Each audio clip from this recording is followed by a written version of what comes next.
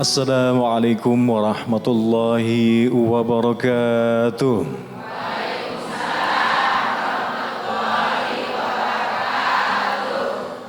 Alhamdulillahilladzi 'allamal Qur'an, khalaqal insan, 'allamahul bayan. Assalatu wassalamu ala sayyidina wa syafi'ina wa dhuhrina wa maulana Muhammad wa ala kulli sahabati Rasulillah wa ala alihi washabihi barik wasallim ajma'in la nabiyya ba'dah.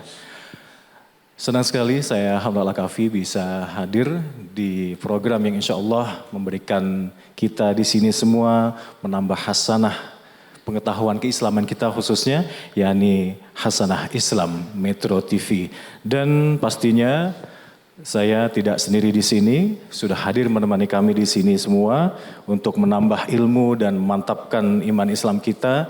Guru kita tak lain dan tak bukan, beliau adalah Menteri Agama Republik Indonesia, juga sekaligus Imam Besar Masjid Istiqlal.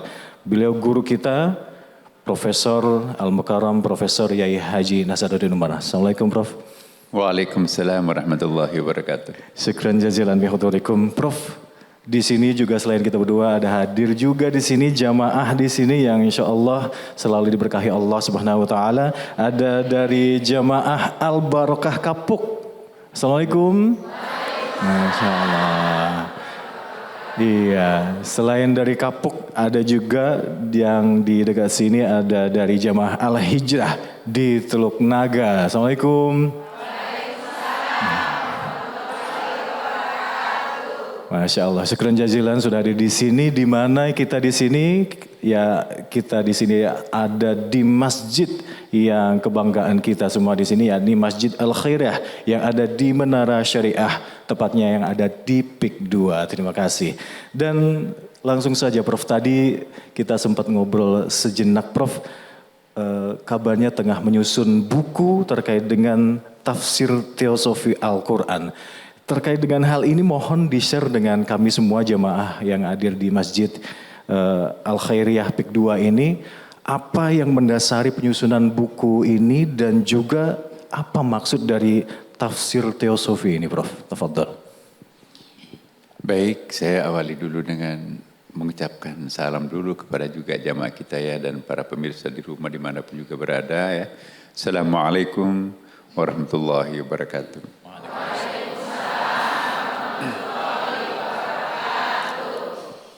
Ya, baik. Memang saya sedang menulis tafsir. Tapi tafsir ini adalah agak sedikit unik karena tafsir teosofi. Apa yang dimaksud tafsir teosofi? Ya, kan selama ini kita lihat beberapa kitab tafsir, macam-macam kitab tafsir ya, ada tafsir isyari, sofistik ya, sangat spiritual, sangat tasawuf. Tapi juga ada tafsir yang sangat fikih oriented, ya sangat hukum, sangat legal formal. Ada juga tafsir yang sangat sosiologis, ya sangat kontekstual. Dan ada juga tafsir yang sangat rasional, sangat falsafi. Nah, saya mencoba untuk membuat satu tafsir yang mengakomodir dua dimensi yang sangat penting, yaitu dimensi lahir, pikiran, nalar, itu tidak bisa diingkari. Filsafat, cara-cara analisis filosofis di dalam mengkaji Al-Quran. Tapi juga kita combine dengan pendekatan-pendekatan batin, spiritual. Jadi yang lebih kepada kontemplasi batin. Jadi kombinasi antara tasawuf dengan filsafat, itulah untuk sementara kita sebut dengan tafsir teosofi. Jadi nanti akan ada narasi akademiknya, ilmiahnya, rasionalnya, berdasarkan pada data-data kuantitatif, induktif. Itu kan cara-cara rasional. Tapi juga ada melalui berusaha untuk mendapatkan semacam divine knowledge, semacam kekuatan-kekuatan batin yang hidup di dalam narasi-narasi itu ya. Sehingga kita berharap selain masuk akal, juga masuk di hati. Itulah yang kami istilahkan dengan tafsir teosofi. Dan rencananya nanti kami akan membuatnya menjadi sekitar 30 jilid ya. Karena pengantarnya saja lebih kepada ulumul Quran, itu ada satu jilid tersendiri. Al-Fatihah nanti ini juga satu jilid tersendiri ya. Itu pun juga diperpendek. Karena kalau kita mau mengikuti analisis yang jauh lebih mendalam, bisa 100 jilid, tapi tidak cukup umur, waktu, dan kesempatan saya mungkin untuk itu. Maka itu saya mencoba untuk membatasi diri di dalam menulis. Saya berusaha untuk memahami waktu saya di mana sekarang berada, penuh kesibukan. Tapi juga tidak boleh dengan alasan itu sehingga pemahaman saya terhadap ayat-ayat itu dangkal, menyuguhkan sesuatu yang dangkal kepada masyarakat. Itu pun juga nanti akan diterima dengan suasana yang dangkal. Bagaimana melakukan proses pendalaman terhadap kajian-kajian Al-Quran, lantas itu nanti kita bagi kepada masyarakat. Mudah-mudahan itu juga muncul dalam hati masyarakat. Saya sangat yakin, kullu ma kharaja minal qalb waqa'a fil qalb, segala sesuatu yang keluar dari lubuk hati yang sangat dalam, apalagi dengan ditunjang dengan pendekatan rasional yang sangat yang rigid ya, maka itulah selain masuk akal juga masuk di hati gitu. Baik, Prof, terkait dengan teosofi, tafsir teosofi ini, yang menjadi ciri khasnya berarti yang tadi sempat digarisbawahi oleh Prof adalah adanya penggabungan antara dimensi pemahaman rasional yang digabung dengan pengalaman spiritual semacam itu. Dan itu susah kita cari di pendekatan-pendekatan tafsir Quran yang lain, Prof. Tafadhol. Iya, seperti itu adanya ya. Makanya itu mungkin tafsir ini nanti salah satu cirinya adalah footnote. Jadi seperti membuat disertasi kan. Jadi kutipan-kutipan yang saya kutip dari berbagai macam kitab tafsir, saya akan jujur bahwa itu bukan pendapat saya, tapi pendapatnya ulama tafsir yang lain. Ya, bagi saya kalau kita mengutip pendapat orang, lalu kita tidak kutip pendapat itu seolah-olah pendapat kita kan. Nah, itu tidak jujur secara ilmiah. Maka itu kami secara jujur bahwa pendapat ini bukan pendapat saya, tapi pendapatnya si A, dan ada footnote-nya. Dan inilah yang kami juga membantu pembaca ya, bahwa kalau ingin melacak lebih lanjut tentang apa makna penjelasan tentang kutipan itu, silahkan lacak dari buku yang saya kutip. Jadi nanti itu berbunga-bunga dengan footnote. Tapi tidak berarti paper clipping saking banyaknya sebetulnya bukan tafsir, tapi koleksi di clipping-clipping pendapatnya orang menjadi satu. Enggak. Saya tetap punya ada di situ di dalam buku. Saya ada dalam buku saya sendiri, tapi juga ada orang lain di samping saya. Nah, jadi kombinasi. Hanya kejujuran akademik ilmiah saya coba untuk menampilkan bahwa dalam tafsir ini nanti ada saya, ada orang lain, ada guru saya. Ya. Baik. Dan nanti kita tidak langsung ke pembahasan basmalah dulu ya. Ada pengantar Quran. Apa itu Al-Quran sebetulnya? Cara pandang kita terhadap Quran itu ada berbagai macam perspektif ya. Dan lapis-lapis Al-Quran itu ada bermacam-macam ya. Jadi Quran itu paling tidak ada 4 lapis ya. Ya, ada yang disebut dengan ibaratul Quran. Jadi Quran ini dipahami secara letter-letternya, terjemahannya. Ya. Tapi kita belum masuk lebih mendalam. Kalau kita baca lebih mendalam lagi, muncullah pemahaman isyaratul Quran. Memahami Al-Quran dalam keadaan sangat dalam. Itu biasanya tidak gampang. Itu bukan orang awam. Ya, saya tidak ahli tafsir seperti yang dibayangkan. Saya cuma menggambarkan bahwa lapis-lapis pemahaman Quran itu kan seperti bawang ya Ibu ya. Bawang itu kalau kita membuka kulit luarnya, jangan langsung dikira isi. Di dalam kulit masih ada kulit kan Bu. Kita kupas lagi kulitnya. Oh ini isinya sudah putih. No, di dalam kulit masih ada kulit. Di dalam kulit masih ada kulit. Dan isinya sedikit, kecil, itu intinya. Jadi lapis luarnya bawang itu Kalau itu dianggap Al-Quran, lapis paling luarnya itu adalah ibaratul Quran. Lapis keduanya itu sudah masuk kepada wilayah rasionalnya. Ya, maka itulah nanti disebut dengan isyaratil Quran. Kalau kita masuk lagi ke level batinnya, itulah yang disebut nanti dengan lataiful Quran. Dan ada lagi yang paling inti, dan ini disebut dengan haqaiqul Quran, hakikatnya Al-Quran. Maka itu ketika Tuhan menurunkan Al-Quran, berapa kali menyebut Iqra? Itu 4 kali kan. Iqra.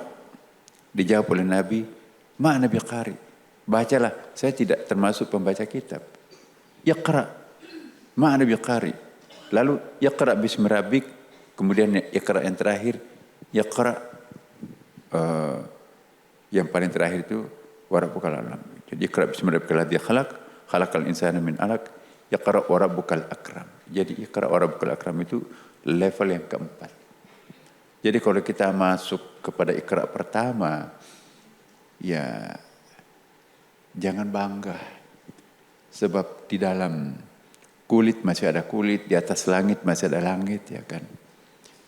Maka itu kita terus harus menggali dan sampai menemukan sumber mata air yang sejatinya itulah. Ini yang kita akan coba kembangkan. Karena kalau kita hanya berhenti di level Iqra kedua, kalau boleh saya berikan suatu ilustrasi. Nah kita ini kan berada di pantai ya, di Pik 2 ini. Bagus sekali, cantik sekali. Ya, indah sekali. Dulu sangat kumuh. Ada pohon kelapa ya. Pohon kelapa itu kalau orang bule ya sangat kagum tuh, karena di sana kan nggak ada pohon kelapa di negerinya dulu. Bagus kalau kita sampai mengagumi pohon kelapa cantik, itu Iqra pertama. Tapi kalau kita sudah sampai mengagumi, masya Allah, pohon kelapa ini ya, mulai di sana juga ada sapu lidinya, ada cendolnya, ya kan? Kemudian juga ada sabuknya, ada janurnya. Kemudian ada jembatan daruratnya. Kemudian juga, masya Allah. Jadi itu sudah masuk Iqra kedua.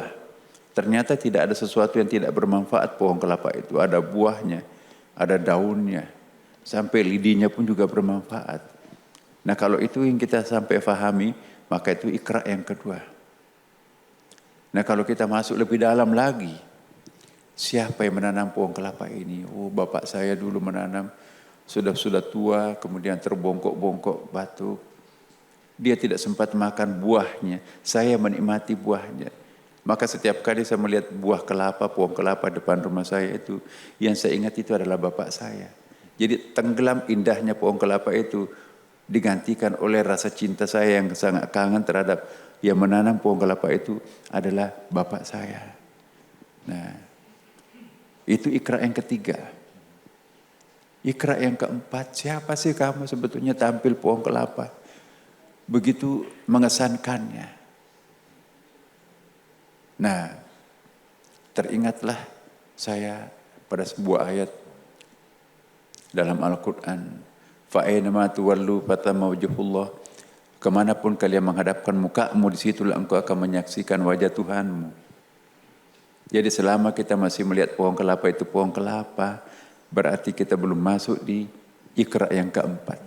Tapi kalau sudah tidak melihat pohon kelapa, tidak melihat langit, tidak melihat manusia, tidak melihat gunung, tidak melihat apapun, yang kita lihat itu hanya satu. Siapa yang tampil dalam bentuk pohon, laut, langit dan sebagainya, hanya satu, dia adalah Allah. Kemanapun kalian menghadap ke mukamu, engkau akan menemukan wajah Tuhanmu. Tidak gampang menjelaskan ini, tapi itulah Iqra yang keempat. Ini yang kami coba untuk mengartikulasikan ayat-ayat itu, Iqra pertama, Iqra kedua, Iqra ketiga, Iqra keempat. Memang ada kontroversinya, tetapi risikonya menulis daripada nanti kita tidak tulis, akhirnya tidak berbagi dengan orang lain. Saya pastikan pasti banyak akan ada kritik, tetapi lebih baik ada yang dikritik daripada tidak ada yang bisa dikritik. Baik. Baik, Prof. Pemirsa dan juga jemaah di sini, semoga sedikit sudah ada pemahaman terkait dengan metode pendekatan penafsiran teosofi yang ditulis oleh Prof. Nasar ini, terkait dengan bagaimana kalau kita semakin mencoba memahami Al-Quran, ternyata semakin kita tahu begitu dalam makna Al-Quran tersebut dan butuh berbagai tingkatan untuk memahaminya. Kami akan kembali usai jeda berikut dengan informasi lainnya. Tetap bersama kami di Hasanah Islam Metro TV.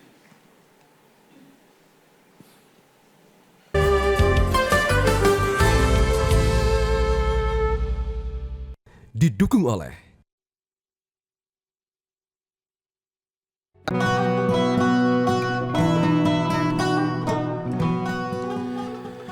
Baik, syukur jazilan Anda masih bersama kami di program Metro TV yang insya Allah selalu menambahkan hasanah keimanan dan keislaman kita, yakni Hasanah Islam Metro TV. Masih bersama saya Hamdan Al-Kafi dan juga Prof.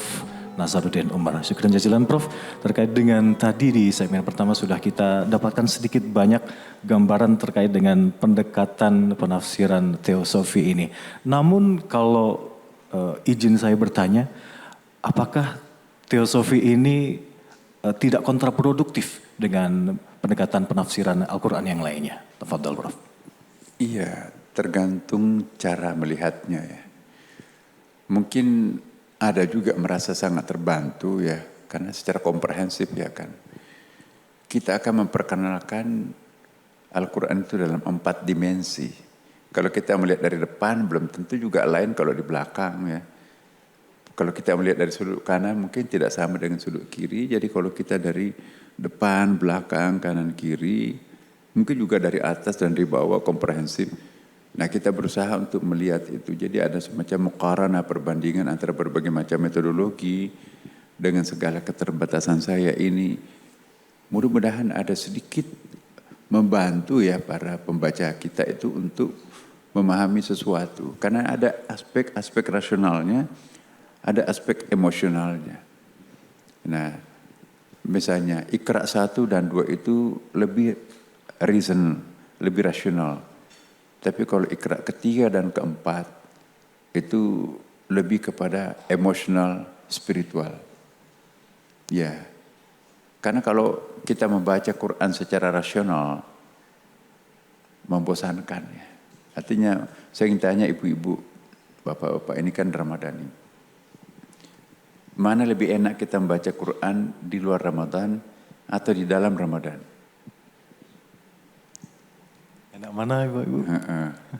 Di kalau Ramadan di luar Ramadan, biasanya baca 1 halaman, aduh ada janji, ada kesibukan ya. Kenapa? Yang aktif di luar Ramadan itu bukan batin kita ya, bukan emosi kita. Maka itu cepat lelah. Tapi coba kalau begitu masuk bulan Ramadan, ya, enggak terasa tuh 1 juz dibacakan. Nah, mana lebih nyaman membaca Quran di bulan Ramadan atau di luar Ramadan? Di dalam bulan Ramadan. Kenapa?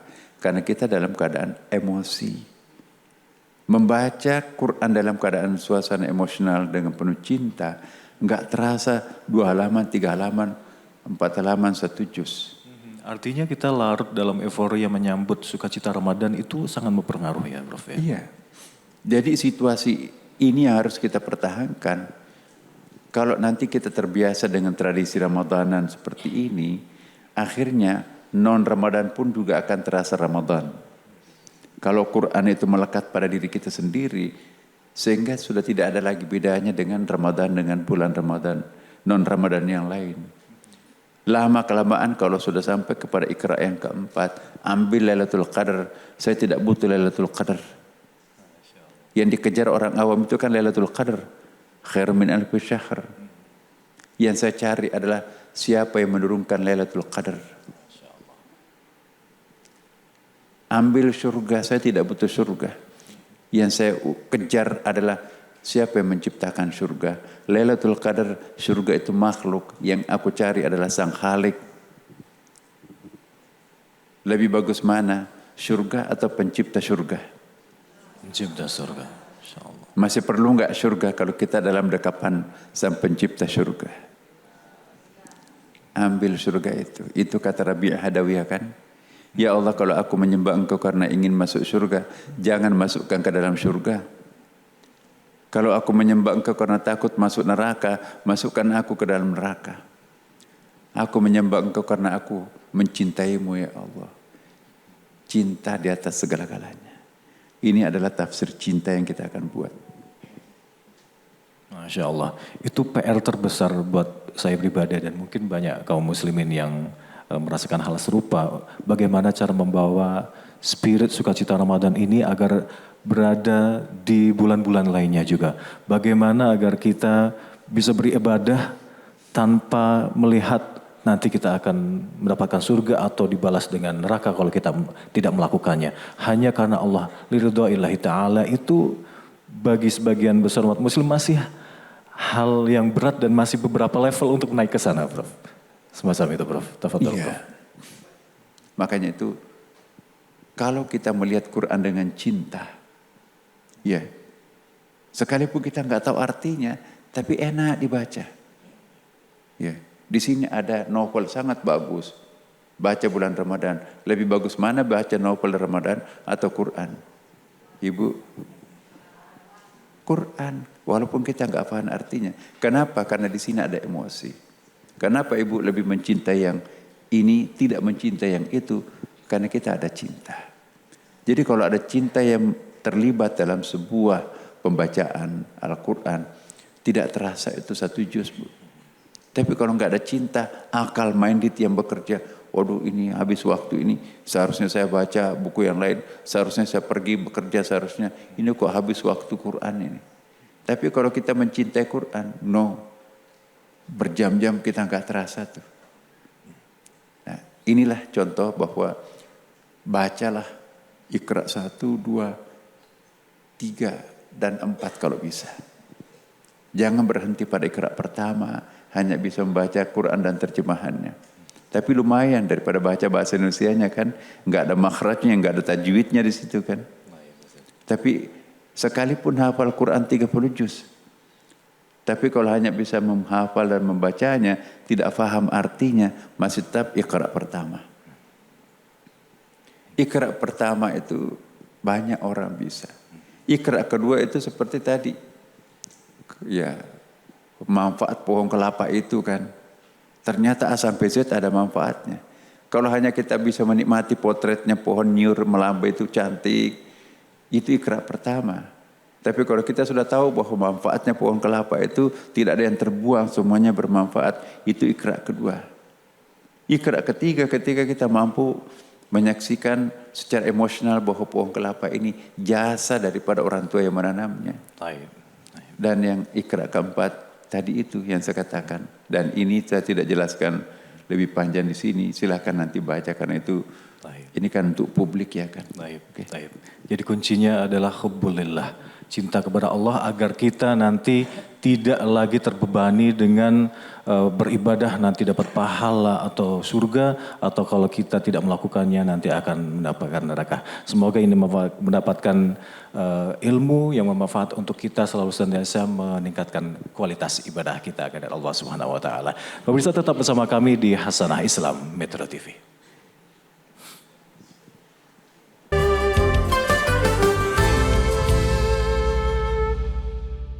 Didukung oleh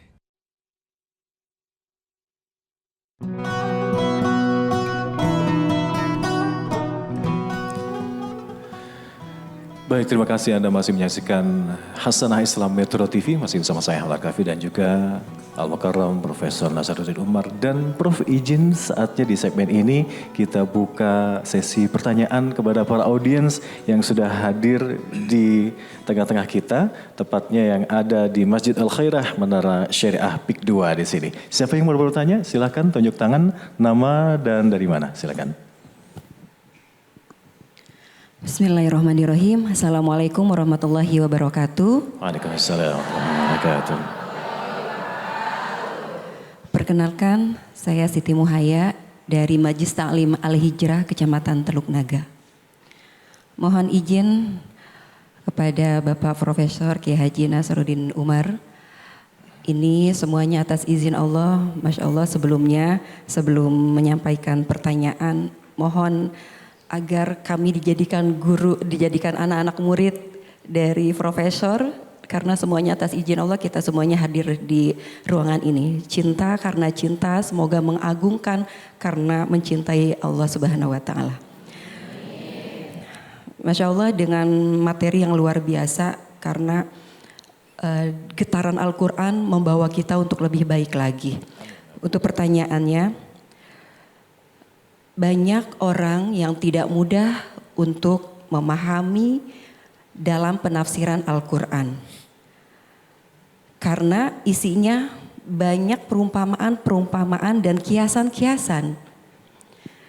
Melalui pendekatan teosofi dalam menafsirkan Al-Quran yang Gurunda tadi sampaikan, Al-Mukarram guru kita Profesor Nasaruddin Umar, bagaimana agar mudah memahami dalam menghubungkan makna spiritual dengan kehidupan kita sehari-hari. Karena memang tidak mudah untuk memahami isi dalam kandungan Al-Quran. Gitu aja Pak Profesor. Padahal jika kita sudah memahaminya, Al-Quran bisa mengarahkan kita untuk lebih baik lagi. Terima kasih. Wassalamualaikum warahmatullahi wabarakatuh. Waalaikumsalam warahmatullahi wabarakatuh. Sekian jazilan Ibu Siti, bagaimana memahami ayat Quran tadi, bahkan ada ayat muhkamat mutasyabihat agar bisa lebih dipahami dalam keseharian dan praktis gitu. Jadi Prof. luar biasa, kayaknya menyimak betul tadi ya. Jadi gini, Al-Qur'anu yufasiru ba'du. Jadi manusia itu ya, dengan Al-Quran itu, Al-Quran wal insan yufasiru ba'du li ba'din. Quran dengan manusia itu saling menafsirkan satu sama lain. Jadi kita bisa menafsirkan Al-Quran. Oh, maknanya Quran ini begini.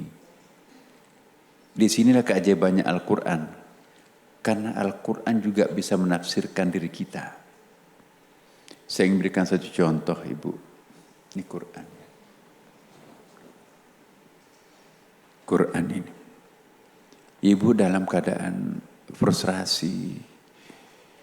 Mungkin keluarganya ada yang di PHK, sementara ekonominya juga pada bulan suci Ramadan ini tidak seperti biasanya. Banyak lagi musibah yang lain bertubi-tubi. Dalam keadaan frustrasi seperti itu, ambil air wudhu, bungkus dirinya, jangan perlihatkan aurat. Ya, hadirkan Tuhan di dalam dirinya sendiri, ingat Allah. Buka Al-Quran, halaman apapun juga, langsung tunjuk satu ayat di situ. Apa yang ibu rasakan nanti? Loh, kok seperti Quran ini mengerti diri saya? Apa yang saya rasakan persis ini yang tampil di dalam ayat yang saya baca ini. Ini suatu bukti bahwa Quran juga bisa menafsirkan kita. Quran juga bisa mengerti diri kita. Bukan cuma kita yang bisa mengerti Quran, Quran juga bisa mengerti kita. Inilah yang saya maksudkan, Quran dengan manusia itu saling menafsirkan satu sama lain. Maka kita jangan pernah berpisah dengan Quran. Quran ini pegangan hidup. Quran ini tuntunan hidup. Apapun problem ibu, baca di sini. Ya. Ini suatu hal yang sangat istimewa. Tidak mungkin buku lain atau kitab lain bisa seperti Quran ini. Akhirnya nanti ibu, bapak nanti kaget loh. Loh kok bisa ya? Kok bisa? Kok Quran ini ngerti perasaan saya? Nanti kalau pulang ke rumah dicoba, Bu. Apa yang sedang ibu rasakan? Konfirmasikan kepada Quran. Masya Allah. Inilah yang disebut dalam ayat ma faratna fil kitabi min syai'. Ya, kami tidak meninggalkan apapun di dalam Al-Quran. Semua lingkup kehidupan kita adalah Al-Quran. Inilah yang disebut dengan living Quran. Kita hidup bersama Quran. Nah, cobalah siapapun pemirsa di rumah, kalau ada kerancuan pikirannya, Tidak usah curhat kepada siapapun, ke dukun atau kemana-mana. Semakin banyak tempat kita curhat, semakin banyak orang tahu rahasia kita kan. Ambil air wudhu, tutup aurat, syukur-syukur, sholat, hajat. Ya Allah, bereskanlah persoalan aku. Habis itu, bagaimana nasihat Tuhan terhadap problem kita? Buka Al-Quran, gak usah halaman berapa. Acak aja. Tunjuk mau kanan mau kiri, tunjuk ayat berapa. Pasti bisa terkait dengan apa yang kita rasakan. Itu satu keajaiban Al-Quran. Taib. Kuncinya adalah hiduplah bersama Al-Quran tadi Ibu ya, semoga terjawab. Taib, ada satu pertanyaan lagi, izin Prof. Silakan. Tafadhol, silakan Ibu. Dari mana dan siapa namanya? Bismillahirrahmanirrahim. Assalamualaikum warahmatullahi wabarakatuh. Waalaikumsalam. Perkenalkan, nama saya Ani dari Majelis Taklim Al-Hijrah Kecamatan Teluk Naga. Izin Prof, dalam Al-Quran banyak diceritakan kisah-kisah para nabi sebagai pembelajaran dalam kehidupan kita sehari-hari. Yang ingin saya tanyakan, bagaimana caranya agar kami dapat lebih mudah lagi memahami isi Al-Quran tersebut? Sekian, terima kasih. Wassalamualaikum warahmatullahi wabarakatuh. Waalaikumsalam warahmatullahi wabarakatuh. Baik, Ibu Adi, terima kasih dari Jamaah Al-Hijrah. Bagaimana Prof memahami Al-Quran, nah, khususnya kalau kita mendapatkan juga pemahaman Al-Quran ada kisah-kisah para nabi. Prof, tapi jawabannya mungkin akan dijawab usai jeda berikut. Pemirsa tetap bersama kami di Hasanah Islam Metro TV.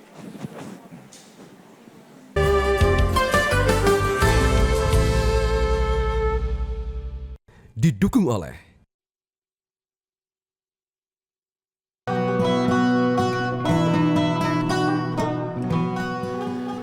Baik, syukur jazilan Anda masih bersama kami di Hasanah Islam Metro TV. Masih bersama saya Hamdar Kafi dan juga Al-Makaram Profesor Kiai Haji Nasaruddin Umar. Prof, silakan menjawab dari pertanyaan Ibu Ani tadi. Tafadhol.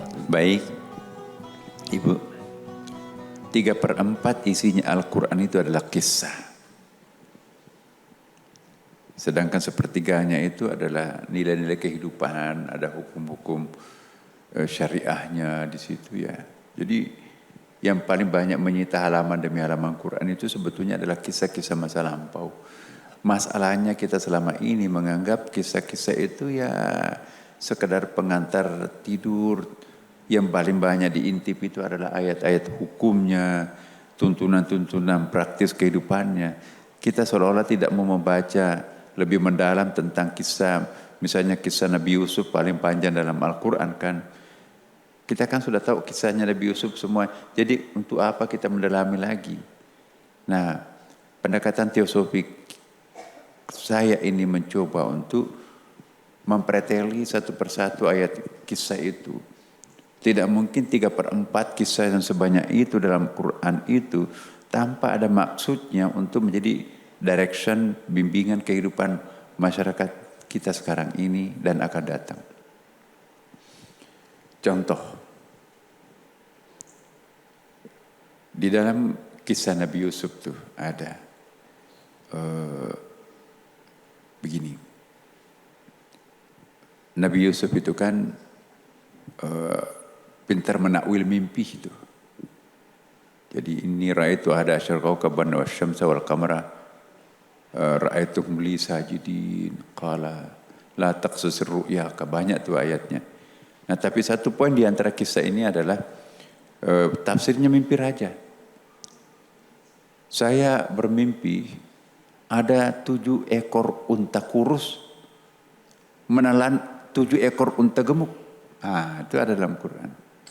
Terus apa mimpi? Apa maknanya mimpi itu? Nabi Yusuf menafsirkan mimpinya raja. Oh, kita nanti akan berada pada suatu masa yang sangat genting. Masa paceklik 7 tahun berturut-turut. Tapi sekarang ini kita nanti akan panen selama 7 panen berturut-turut. Jadi Nabi Yusuf menganjurkan kepada raja, kita harus menyimpan padi-padian itu, ya, selama 7 tahun. Jangan kita mubazirkan, bikin stok di situ. Kenapa? 7 tahun akan datang. Dunia pasti akan mencari kita. Karena paceklik, tidak ada hujan, tidak ada panen. Tapi simpanlah padi-padiannya itu bersama jeraminya. Nah ternyata konsep pasca panen Nabi Yusuf ini, itu ilmu besar buat kita.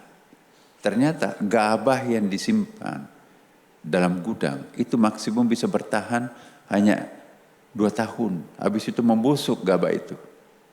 Tapi kalau gabah itu disimpan dengan jeraminya, ya, padi itu disimpan dengan jeraminya seperti nenek kita dulu ya, pakai aneh-aneh itu memotong padi kan, baru diikat kan, itu bisa sampai 7 tahun bertahan tidak membusuk.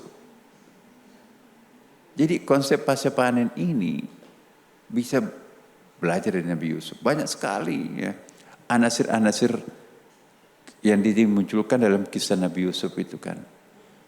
Ya. In kana qamisuhu qudda min qubulin fasadaqat wa in kana qamisuhu qudda min duburin fakatabat. Jadi kalau yang koyak di bagian belakangnya itu, saya ulangi, kalau yang koyak robek dengan Suleha kan, kalau yang robek bajunya itu adalah bagian depannya berarti Nabi Yusuf yang salah. Tapi kalau yang robek itu adalah baju bagian belakangnya Nabi Yusuf, berarti yang salah adalah perempuan itu, Suleha, istri raja itu. Nah, apa yang terjadi? Diperiksa. Oh, ternyata yang robek itu bagian belakangnya, berarti yang salah adalah perempuan. Jadi ini asas legalitas dalam ilmu hukum, nullum delictum nulla puna sine punacti.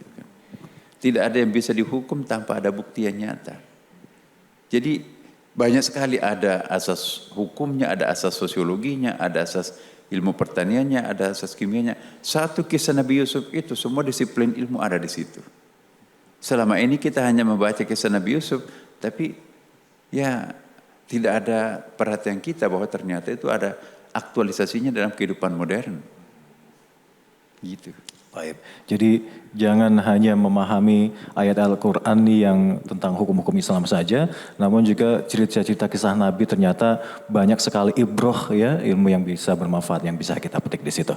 Tapi Prof, terakhir pertanyaan di segmen penghujung kita kali ini terkait dengan ayat-ayat di Al-Quran itu ada ayat muhkamat dan mutasyabihat. Apakah dua-duanya ini juga bisa dipahami dengan tafsir teosofi Al-Quran ini? Dan muhkamat dan mutasyabihat tadi.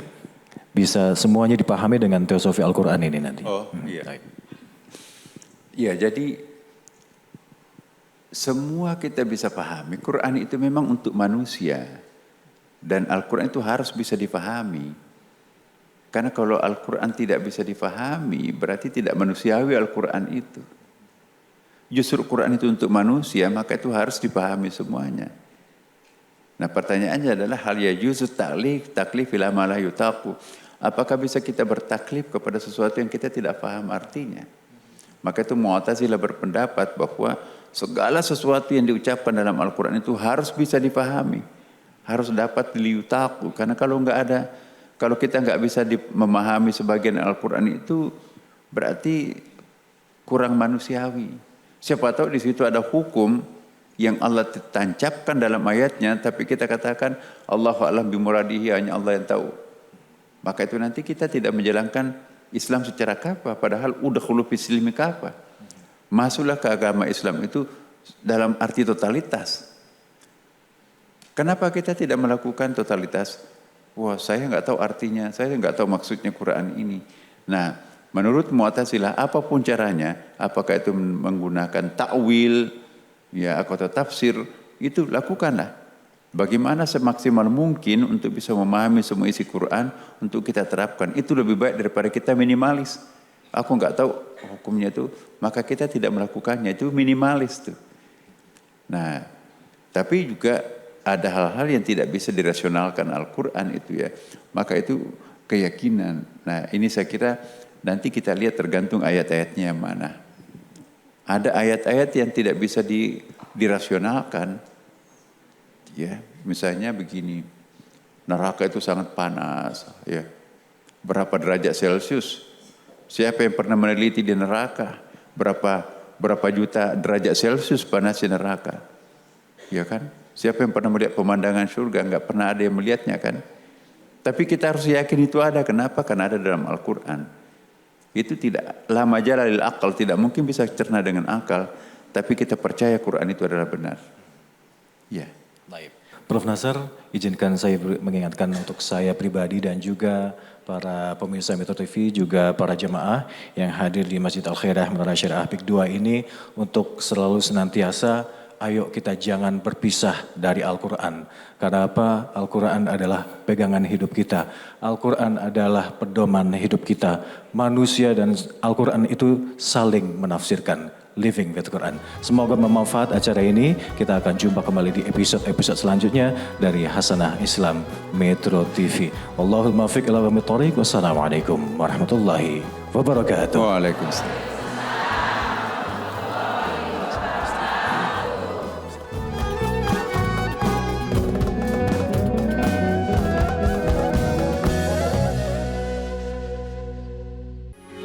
Metro TV. Jelajahi cara baru mendapatkan informasi. Download Metro TV Extend sekarang.